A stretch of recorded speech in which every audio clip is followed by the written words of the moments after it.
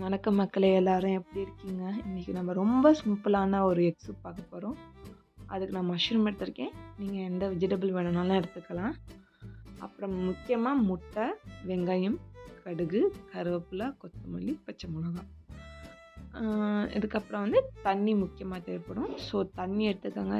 தண்ணி, pepper, salt. இப்போ நீங்கள் வந்து அடுப்பு ஆன் பண்ணி பாத்திரத்தை வச்சுட்டு எண்ணெய் ஊற்றி கடுகு போட்டுக்கோங்க. எண்ணெய் கொஞ்சம் ஊற்றினாலே போதும். ஓகே, எண்ணெய் ஊற்றி கடுகு போட்டுட்டு பச்சை மிளகா, அப்புறம் வந்து பச்சை மிளகா லைட்டாக பொரிஞ்சோன்னே கருவேப்பிலை.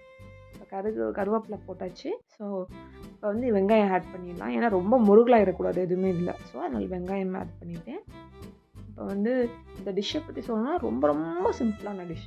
டயட்டில் இருக்கவங்க கூட சாப்பிட்லாம்.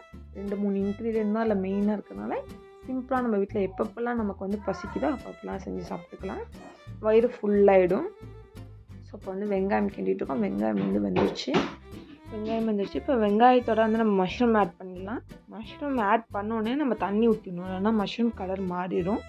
இப்போ தண்ணி ஊற்றிட்டு கொஞ்சம் வேகட்டும். மஷ்ரூம் வந்து நல்லா கிண்டி விட்டுடுங்க. ஸோ இந்த டிஷ் ரொம்ப நல்லா இருக்கும்னு நான் சொல்ல மாட்டேன், ஆனால் ரொம்ப ஹெல்த்தியான டிஷ். இப்போ வந்து மஷ்ரூம் வெந்தக்கப்புறம் நம்ம வந்து அதில் கொஞ்சம் உப்பு போட்டுடலாம். ஏன்னா கடைசியாக நம்ம வந்து டேஸ்ட்டு பார்க்க முடியாது, அதனால் வந்து உப்பு போட்டுடலாம்.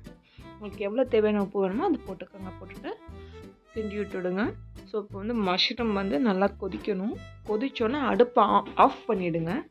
தண்ணி கொதிச்சிட்ருக்கப்பே முட்டையை உடச்சி ஊற்றிடணும். ஸோ இப்போ ஊற்றினோடனே நல்லா கிண்டிடணும். ஏன்னா முட்டை வந்து கட்டி பட்டக்கூடாது. ஸோ நல்லா கிண்டிட்டுட்டிங்க அப்படின்னா நல்லா நூலாக திரித்திரியே தனியாக முட்டை வந்துடும்.